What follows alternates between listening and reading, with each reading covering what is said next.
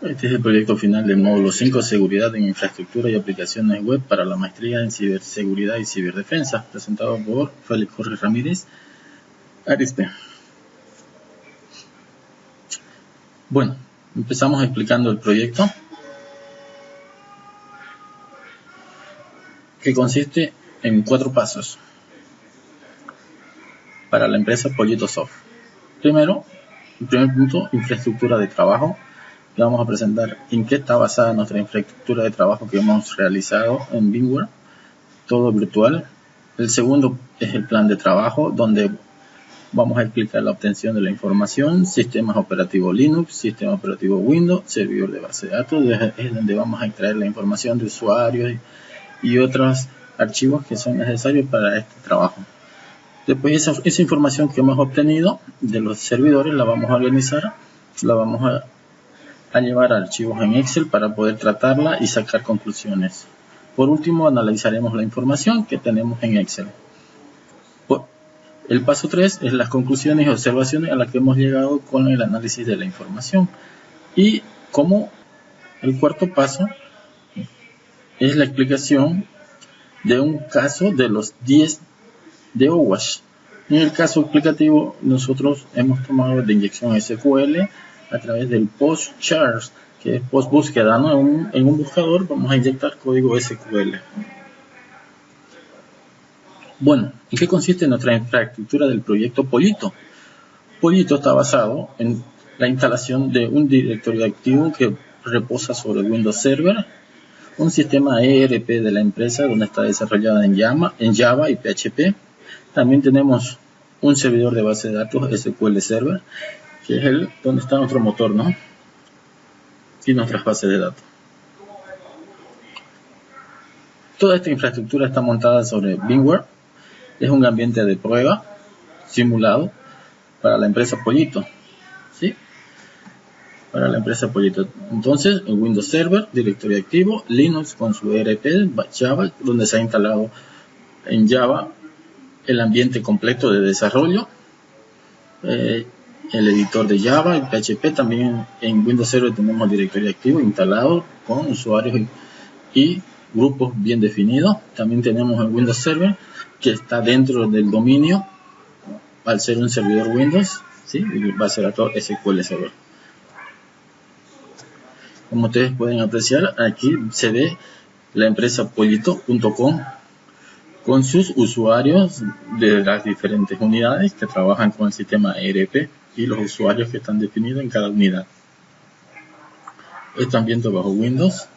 Bajo Linux tenemos el editor de Java instalado también acá, con el código fuente de las aplicaciones que están en producción. Nuestro SQL Server tiene instalado las bases de datos con las que trabaja nuestro ERP. Y ahí están los usuarios, contraseña, y la base de datos con la que vamos a hacer el análisis respectivo va a ser con la base de datos universidad, donde están los usuarios, permisos, roles, vistas, procedimientos, trigger y todo lo respectivo a base de datos. Bueno, la segunda parte de nuestro trabajo contempla el plan de trabajo. Y esto consiste en hacer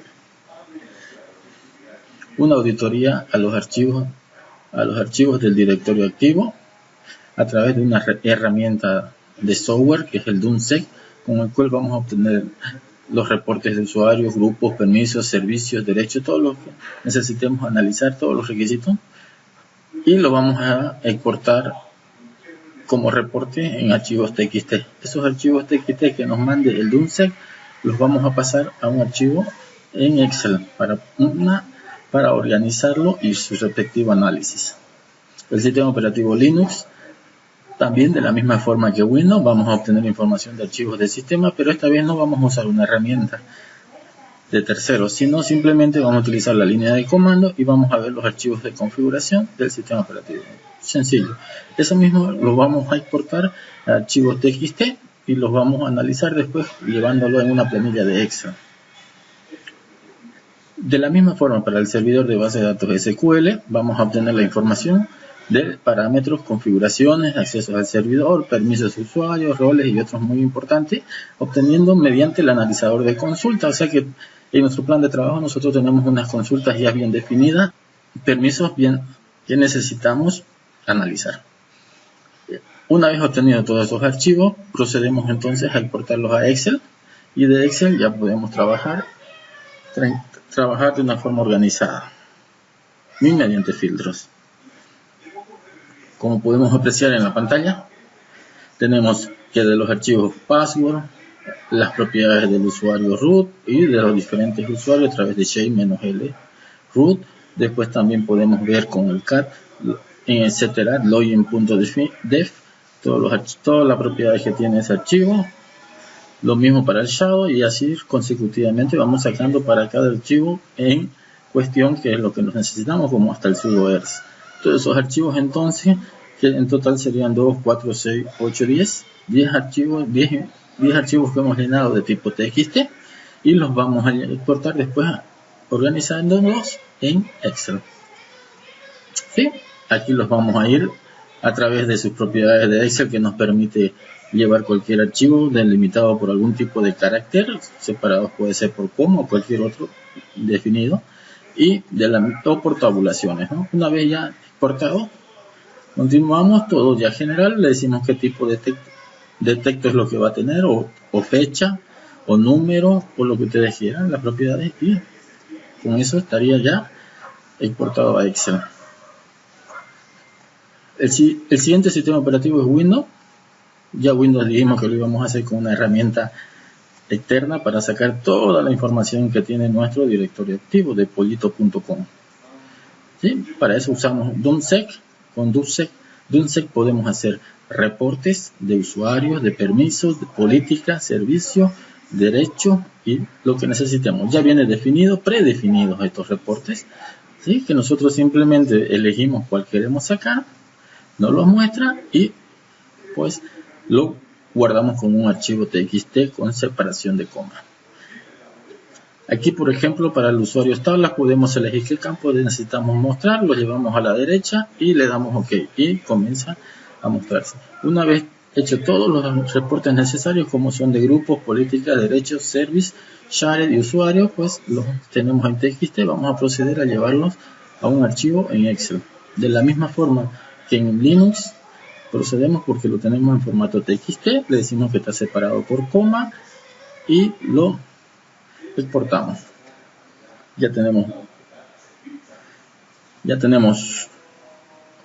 los archivos del sistema operativo Linux, ya tenemos los archivos del directorio activo para poder analizarlos.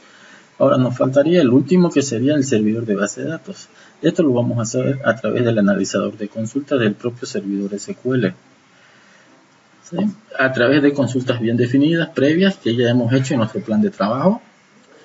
Vamos a ir analizando consulta por consulta y algunas propiedades, por ejemplo, de las carpetas donde está instalado el SQL Server, para ver los permisos que tiene respectivos, si tiene algún permiso segregado por demás. Entonces vamos iniciando la ejecución de cada consulta, vamos obteniendo los datos y los vamos guardando en archivos txt. El modo de login, ¿sí? Vamos a ver si un usuario respectivo tiene una contraseña nula y propiedades de las carpetas donde está instalado Linux, el SQL Server. Entonces hemos obtenido diferentes archivos, como es la versión, SP-Help Role Member, el Help User, el Environment, Help Protect. Después de haber obtenido los archivos como son versión, SP-Help Role Member, el SP-Help User, el SP-Help Role Member, el SP-Help Protect, el XP Login Config y el SQL Login, que es uno de los más importantes, donde se puede sacar mucha información para los usuarios, y el DT Properties. Con esos archivos que hemos obtenido, entonces los vamos a exportar a Excel de la misma forma que hemos hecho con el sistema operativo Linux y el directorio activo, con archivos texto y separados por coma. Le decimos, los exportamos en cada hoja de Excel y vamos a tener nuestra información lista.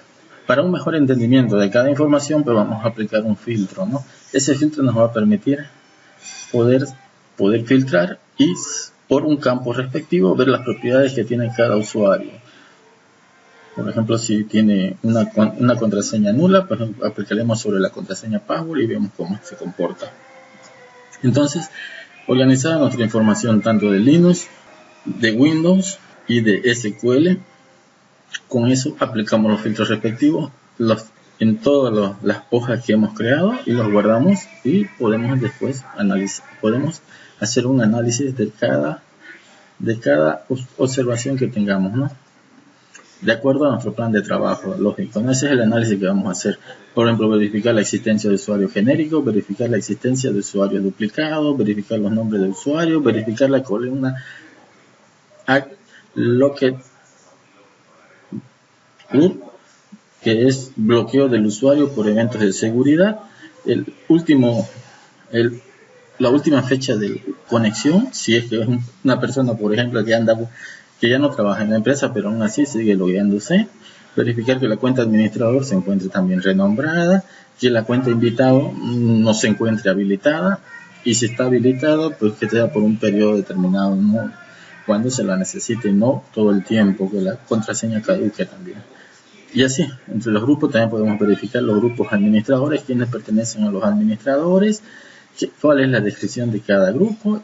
Y así para, por ejemplo, el sistema operativo Linux, lo mismo casi para el sistema operativo Windows y para el directorio activo.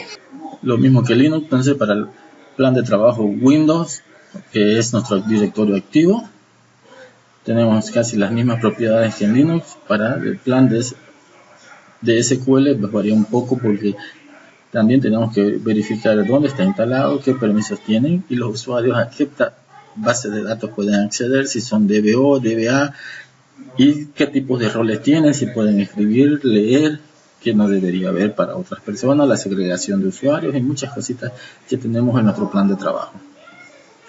Bueno, hemos llegado a esta parte donde ya hemos extraído la información, ya hemos organizado la información y pues vamos a verificar, vamos a hacer un pequeño análisis, por ejemplo, del directorio activo. Verificar la existencia de usuarios genéricos. Como podemos ver, existen demasiados usuarios genéricos que no están bien definidos por personas, ¿no? Tenemos, por ejemplo, computador ASR, contador, que no nos dice mucho, que es un señor contador. Computadoras R, que es un reparador de computadoras, y un activo B, que es el verificador de activos, que parece que sí tiene una nomenclatura, pero es genérica para una unidad y no para una persona, ¿no? Hay que tomar en cuenta esto, que no está bien definido. Verificar la existencia de usuarios duplicados. Como podemos apreciar, filtrando por el full name, el señor Juan Pérez tiene 3 tipos de usuarios, que son Pérez J, Juan Pérez y J Pérez, en la cual está agregado a diferentes grupos, que no debería darse en una empresa normal, ¿no? Y aquí en Pollito Soft se está presentando como administrador de red, DBA y dominio de usuarios, pero con diferentes usuarios. Aquí hay muchos usuarios duplicados para uno, ¿sí? De la misma forma podemos verificar la nomenclatura de usuarios, que ya hemos visto en los anteriores, no está bien definida porque tenemos Pérez J, Juan Pérez, Pérez J, que esto no está bien definido por políticas de la empresa o porque no nos han sentado a definirlo, ¿no? Y eso el encargado de IT tiene que verlo muy bien y definirlo. La descripción del usuario y cuentas de servicio. Tenemos acá que en la descripción de usuarios aparecen, ¿no?, para asignación de unidades y no para la persona, nombres repetidos, que ya lo vimos, y con permisos diferentes. Aquí el señor contador, por ejemplo, está con un usuario contador, el reparador de computadoras está con computadoras R, el verificador de activos está también, y tenemos un Uno de recursos, ya no está bien definido aquí al final, recursos para recursos inhumanos, o de recursos humanos, querrá decir, ¿no? Ya ha habido un error todavía ahí de typeo. Verificar la columna password requerido, porque nos dice que es la obligatoriedad de contraseña. A través de un filtro en Excel podemos hacer y podemos ver que el password requerido dice no. Pues esto no debería presentarse, debería estar que sí o sí se le debe requerir un password a todos los usuarios. Aquí hay un usuario guest del dominio que no se le está configurando como password requerido. Algo anda mal aquí. Después algunos usuarios, Ramírez J, Pérez J, ¿no? Que hay que verificar por qué estos usuarios aparecen así. La columna de expiración de contraseña, después de un tiempo determinado también, ¿no? Podemos ver que no expira la contraseña de muchos usuarios, como administradores, Ramírez, que es también administrador, Pérez también como usuario del dominio también expira. Esta política hay que hacerla notar a la empresa que algo está mal configurado aquí. La contraseña sí o sí tiene que tener un tipo de expiración y una cantidad de veces que uno debe por lo menos usar una contraseña, ¿no? 1, 2 o 3 veces. Eso también es necesario. Bueno, hemos llegado a ver ya las opciones, el análisis del directorio activo de la empresa Pollito. Ahora vamos a ver dónde reposa nuestro sistema de Pollito Soft, que está sobre el sistema operativo Linux, ¿no? De la misma forma que hemos hecho el análisis bajo Windows, vamos a hacerlo con Linux, ¿sí? En Excel, que ya lo hemos exportado todo a Excel. Y vamos a verificar, por ejemplo, la existencia de usuarios genéricos, ¿sí? Por ejemplo, un usuario Palito, más parece un apodo y no un nombre, ¿no? Desarrollador, no sabemos cuál desarrollador, pueden haber muchos desarrolladores en la empresa, 2 o 3, ¿cuál es este desarrollador? Tenemos un user 01 también que no está bien definido, ¿quién es este señor? Hay que hacerlo notar, ¿no? Después podemos verificar la existencia de usuarios duplicados, según nuestro plan de trabajo, ¿no? El segundo paso es verificar usuarios invitados. Podemos ver aquí invitado y invitado 2. Necesitamos tanto invitados, pues hay que analizarlo. También podemos ver que este usuario Menacho aparece Evelyn y Evelyn Menacho. O sea que tenemos 3 veces el usuario. Si existe usuario duplicado, algo anda mal por acá. También tenemos el usuario J. Pérez y el señor Juan Pérez, y también tenemos Juan. O sea que demasiados usuarios duplicados existen. ¿Por qué? ¿Para qué? Hay que hacerlo notar y hay que documentarlo y preguntar a los de la empresa. Verificar la nomenclatura de usuarios. Como ya hemos estado viendo, no existe una nomenclatura definida porque tenemos Juan Pérez, J. Pérez, tenemos Menacho, Evelyn Menacho, tenemos Evelyn, tenemos desarrollador, administrador, invitado 2 y así user 01. No existe una nomenclatura definida. Eso también tenemos que hacerlo notar. Vamos a verificar la fecha de expiración del password para los usuarios de Linux. En Linux, a través de cada usuario, por ejemplo el root, dice que la contraseña nunca expira, el password es inactivo, tampoco expira, la cuenta nunca expira, y el mínimo día que pide contraseña, 0. El máximo de día, 99.999, y bueno, como pueden ver, aquí hay algo que no se ha cambiado, ¿no? Lo mismo para Juan. Juan tampoco cumple con las políticas de contraseña. Algo está funcionando mal. Para el señor desarrollador, tampoco expira la contraseña. Tampoco la cuenta expira. Para un invitado, tampoco. Podemos ver que tiene las mismas propiedades que el root. Aquí la configuración de usuarios no está bien. El administrador de la infraestructura está fallando, ¿no? Algo anda mal. Pues la cuenta invitado, ya hemos visto que también nunca expira. Esta debería estar deshabilitada. No deberíamos tener un usuario invitado. Sí, es muy importante hacer notar esto. Vamos a verificar los administradores del grupo. ¿Sí? Aquí, ¿quiénes pertenecen a qué grupo? El administrador pertenece a un invitado, pertenece a un grupo administrador. Esto hay que hacerlo notar, ¿no? Muy importante, no puede ser un invitado que sea administrador de nuestro sistema operativo. ¿Quién más? Como desarrollo tenemos al desarrollador, tenemos invitados. Aquí también aparece invitados, muchos privilegios para un invitado, ¿no? También aparece J. Pérez. Y como DBA tenemos a J. Pérez, también aparece el otro invitado como DBA y Evelyn Menacho. Aquí hay algo mal, Palito también está aquí como un grupo privilegiado, ¿no? De DBA. ¿Qué roles tenemos? Ahora vamos a ir a ver lo que son el análisis de información para la base de datos SQL Server en sus usuarios y roles y bases de datos, ¿no?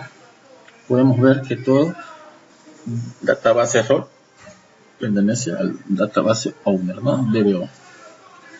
Es muy importante este dato.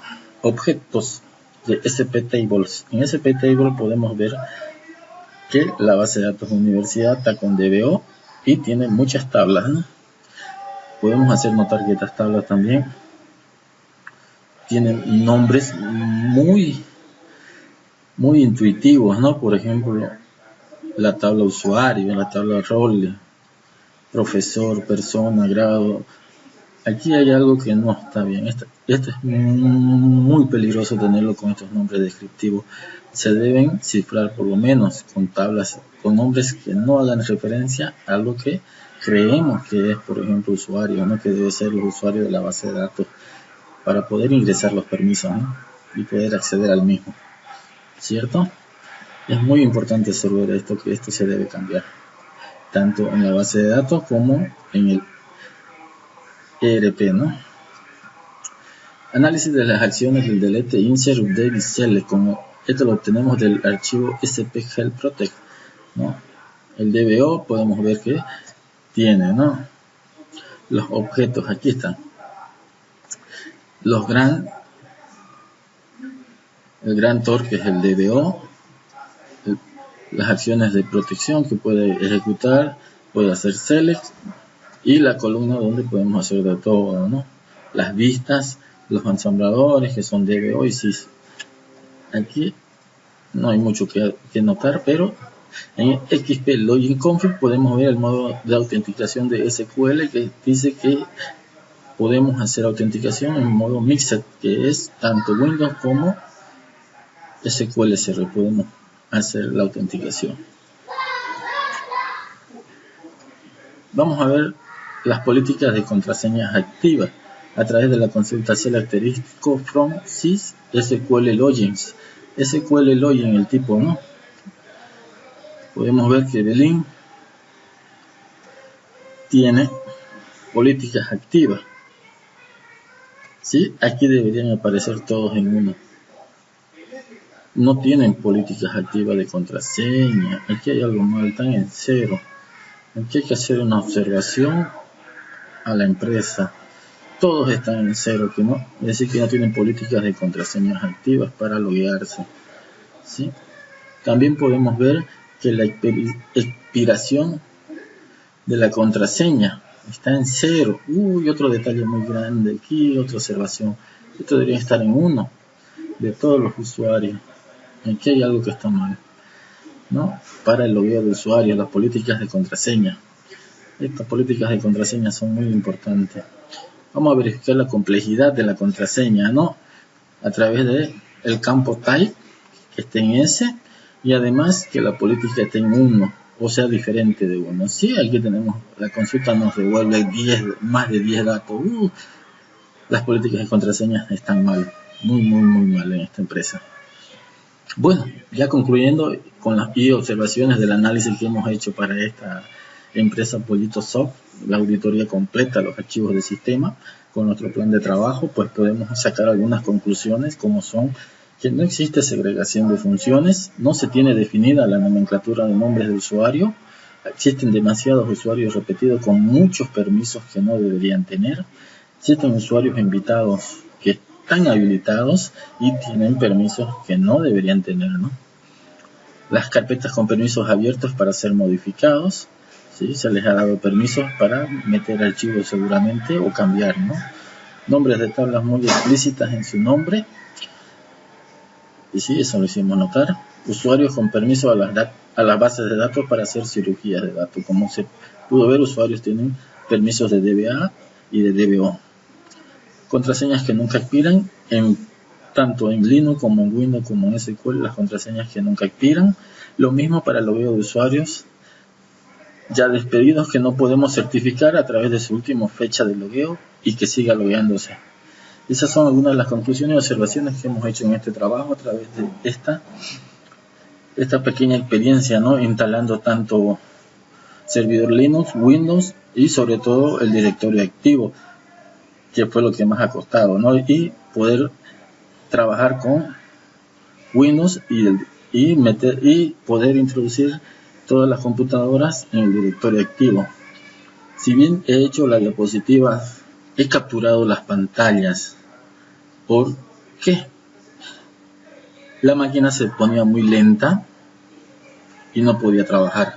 Así que decidí hacer la diapositiva, capturar las pantallas de cada acción, tomándome mi tiempo considerable, y por eso solo le he presentado la diapositiva.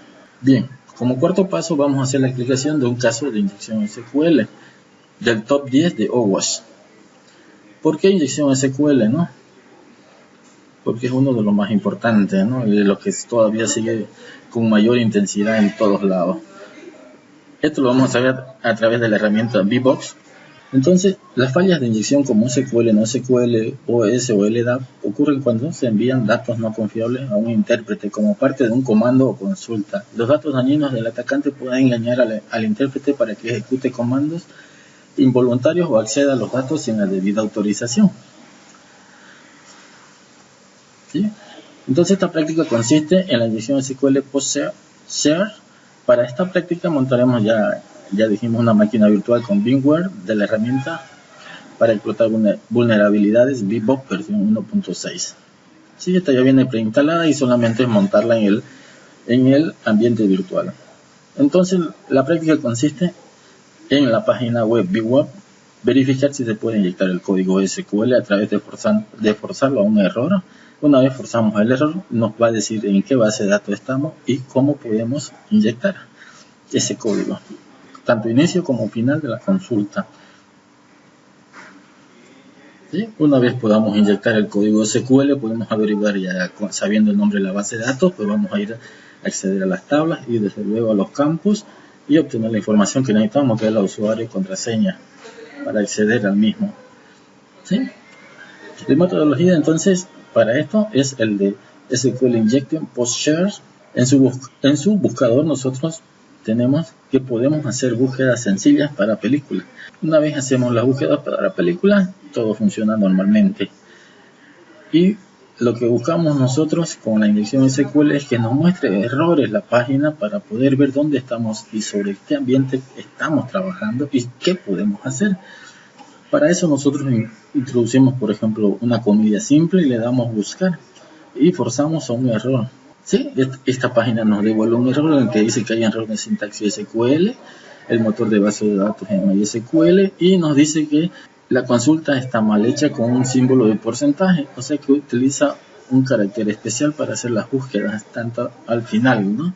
Que eso deberíamos comentarlo con doble raya y ya no aparecería la búsqueda. Sí, esta inyección la hemos hecho entonces con una pequeña consulta que hemos introducido en el buscador, introduciendo primero una cadena, por ejemplo AA que no hay en la consulta, comilla simple, un OR 1 igual a 1, que siempre esta consulta va a ser verdadera, doble guión y el carácter de comilla simple. Insertamos esto y nos va a decir que todo está correcto, que no hay error y podemos continuar. Con eso ya hemos logrado entrar entonces nosotros a hacer la inyección SQL. El segundo paso es ver cuántos campos nos está devolviendo esa consulta y qué campo es lo que está mostrando. Por eso comenzamos a ver con una unión select, ver cuántos campos es lo que ocupa la consulta y qué campo nos muestra. El MySQL nos permite hacer eso a través de números. Otras bases de datos no nos permiten, por eso es muy importante saber sobre qué base de datos estamos trabajando. A través de la unión select hemos definido que son 7 campos los que nos muestra. De esos 7 campos tenemos el 2, 3, 4, 5 y 6, que podemos utilizarlos y mostrar información. Bueno, ya una vez sabemos cuántos campos, ya sabemos qué campo podemos utilizar, obtenemos el nombre de la base de datos a través de otra base. Segundo paso, ya sabiendo la base de datos, vamos a la tabla, vemos qué tabla, listamos las tablas que tiene a través de información schema table. Una vez tenemos esas tablas, pues los nombres se ve que están muy explícitos, ¿no? Hay una tabla users, en esa tabla es la que se enfoca uno y obtiene las columnas de esa tabla. Una vez llegamos a saber las columnas, pues accedemos directo entonces a los campos de la tabla ya identificados. Y una vez identificados los campos, pues los listamos y obtenemos la información necesaria. Si bien nos muestra el nombre del usuario, la contraseña cifrada, el correo y algo de información sobre el usuario, pues el último paso, y ya con esto, es descifrar la contraseña. Para eso existen programas como el John Reaper que nos permiten descifrar esta contraseña en un tiempo muy prudente, con fuerza bruta, ¿no? Y con eso terminamos la práctica. Bueno, muchas gracias. Eso ha sido todo mi trabajo.